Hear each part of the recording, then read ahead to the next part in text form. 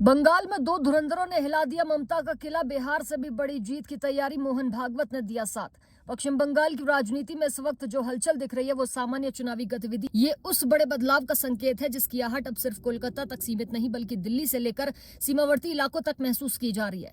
जिस राज्य को लंबे समय से एक ही राजनीतिक धारा से जोड़ा जा रहा था, उसका गढ़ माना जा रहा था, वहां अब सत्ता संतुलन को चुनौती देने वाली ताकतें खुलकर मैदान में उतर चुकी हैं।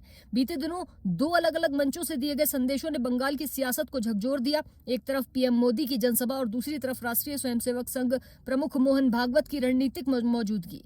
ये दोनों घटनाएं अलग अलग दिख रही हैं, लेकिन इनके भीतर छिपा संदेश एक ही है, एक ही दिशा में इशारा कर रहा है। बंगाल को लेकर अब सिर्फ चुनावी लड़ाई नहीं बल्कि लंबी रणनीति पर काम होगा। प्रधानमंत्री नरेंद्र मोदी ने नदिया जिले के राणाघाट क्षेत्र से जो संदेश दिया, उसने राज्य की राजनीति में नई बहस छेड़ दी।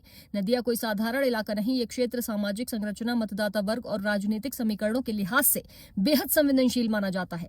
यहाँ से चुनावी अभियान की शुरुआत करना साफ संकेत देता है। बीजेपी इस बार बेहद सटीक सामाजिक समूहों को केंद्र में रखकर आगे बढ़ रही है।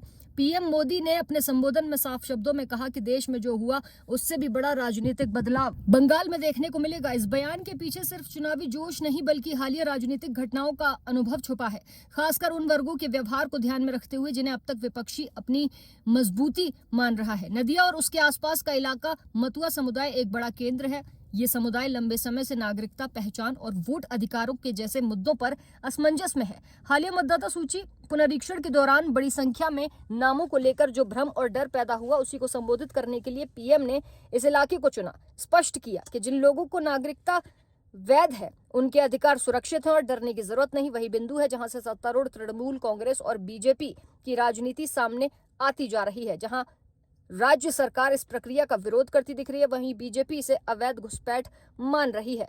जानकारी के लिए बता दें कि अब सवाल यही है कि क्या बंगाल की जनता इस बदलाव के लिए तैयार है?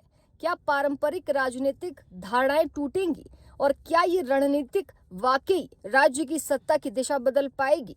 इन सवालों के जवाब आपको आने वाले वक्त में मिलेंगे, लेकिन इतना तय है कि बंगाल की राजनीति अब पहले जैसी नहीं रहने वाली। नदिया जिले की राजनीति अहमियत से भी कम है।